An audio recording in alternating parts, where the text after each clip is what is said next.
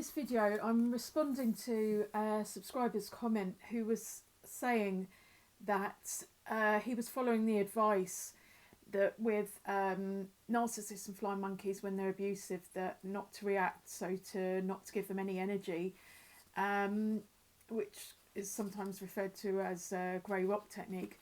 But the problem was that he was then experiencing a sense of frustration. So first point to say is that, as you may have heard me say in other videos, that I believe every feeling is there to help us in some way, or to alert us of something, or to guide us. So a sense of frustration, I would say frustration is going towards perhaps, if a sense of frustration was very strong, it could be something also like irritability or anger. And those kind of emotions are normally very motivating. They're telling us to do something or take action or set a boundary, or alerting us to the fact that something is just not okay. Which obviously, when you're being subjected to abuse, that is not okay. So it makes sense to have a sense of frustration, especially if you're stopping yourself from speaking up.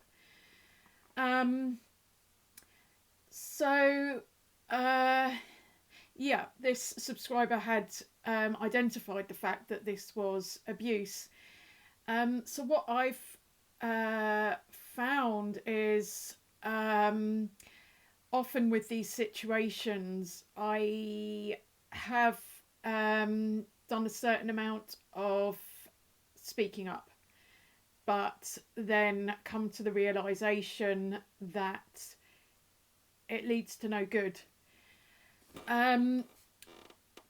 So the point there is, a good question to ask yourself could be, what is it that I really feel I need to say? And instead of saying it to the abusive person, I would advise you to either talk it through with someone or write it down, and at least acknowledge that to yourself, and also acknowledge what you want them to know, what you want to say, what you want them to know, what your frustrations are, what you want them to do, what you would like to happen, all these things. And even if you think that's not possible, I think it's helpful to acknowledge what you would like. I also think it's helpful to acknowledge what you've lost as a result of these people and their abuse. So I think it's really good to acknowledge that in order to protect us from further abuse.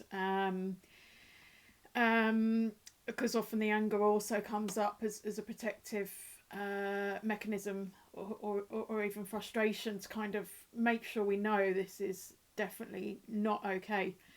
And sometimes when you just remind yourself of the losses, such as losing a job, losing a whole group of people, losing a support network, losing reputation, losing financially, I mean, the costs can be huge.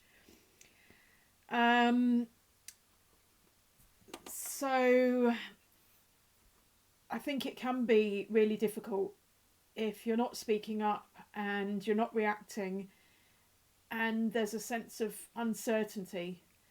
And I think often in these abusive situations, when we're subject to abuse, it's possible we're the kind of person who takes too much responsibility, blames ourselves too much, because we've been conditioned to do that. And persistence can be a virtue, but we can also persist in feeling that there should be a way to fix the situation. So it may be that we think that there's something we can say to these people, or if we just find the right way of putting it, or if we just find the right moment or the right scenario or the right method, or we might just be able to convince them, and we might just be able to change this whole thing. And and on the other side of it, there's this feeling that if we don't do something, we failed. And I know from experience it can be very, very difficult to let go of situations when we still feel that there's something we could have done.